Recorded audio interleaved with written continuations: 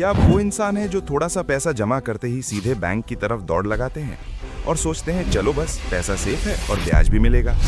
अगर हाँ, तो आपके लिए एक बुरी खबर है बॉस। बैंक में पैसा रखना और तकिए के नीचे पैसा रखना अब लगभग एक ही बात हो गई है। क्यों?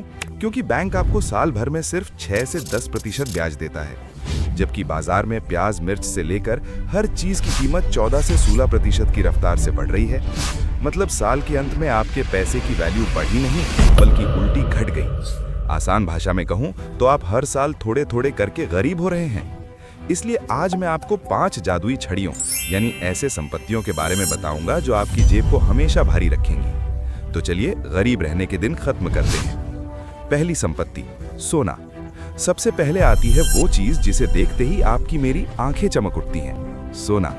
राजा महाराजाओं के जमाने से चला आ रहा है। नोट बदल सकते हैं, सरकारें बदल सकती हैं, लेकिन सोने की कीमत रॉकेट की तरह सिर्फ ऊपर ही जाती है। लेकिन सावधान, इन्वेस्टमेंट का मतलब गर्लफ्रेंड या बीवी के लिए गहने खरीदना नहीं है। उसमें मेकिंग चार्ज ही आपका मुनाफा खा जाता है। इन्वेस्ट करना है तो गोल्ड बार, सिक्के या डिजिटल गोल्ड खरीदें। मुसीबत के दिनों में यही आपका असली दोस्त बनेगा। दूसरी संपत्ति, रियल एस्टेट या जमीन। दुनिया की आबादी बढ़ रही है, लेकिन नई जमीन तो बनाई नहीं जा रही। इसलिए डिमांड बढ़ रही है, सप्लाई फिक्स्ड है और इकोनॉमिक्स का बेसिक नियम है, इसकी कीमत बढ़ेगी ही। अब आप कहेंगे, भाई मेरी जेब में तो मच्छर मारने लायक पैसे नहीं, मैं जमीन कहां से खरीदूं? अरे भाई, टेंशन क्यों ले रहे हो?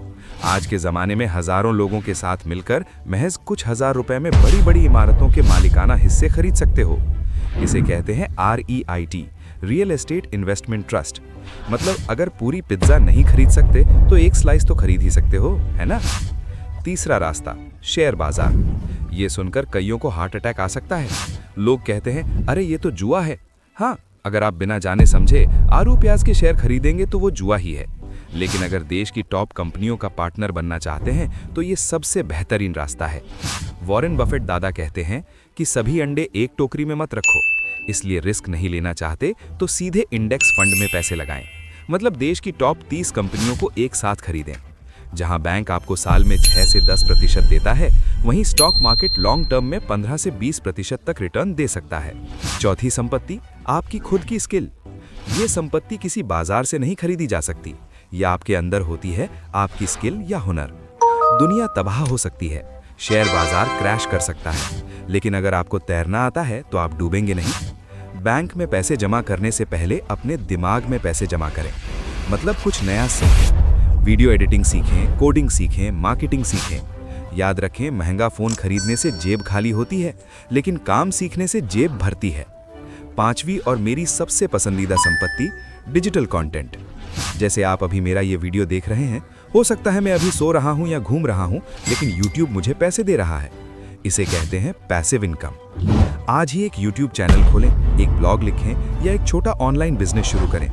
शुरुआत में मेहनत लगेगी, लेकिन एक बार खड़ा हो गया तो बैठे बैठे पैसा आएगा। आप सोते समय भी कमाएंगे। तो बंधुओं, अब फैसला आपका है। क्या आप गधे की तरह जीवन भर मेहनत करते रहेंगे या पैसे को अपनी पीठ पर चढ़ाकर चलेंगे? बैंक में सिर्फ इमरजेंसी का फंड रखें, बाकी पैसा काम में लगाएं। अगर इस वीडियो को देखकर लगता है कि दिमाग की बत्ती थोड़ी जली है तो लाइक करना मत भूलिएगा और कमेंट में जरूर बताइए इन 5 में से कौन सा रास्ता आपको सबसे अच्छा लगा। सब्सक्राइब करके हमारे साथ जुड़े रहिए। मिलते हैं अगले वीडियो में। टाटा।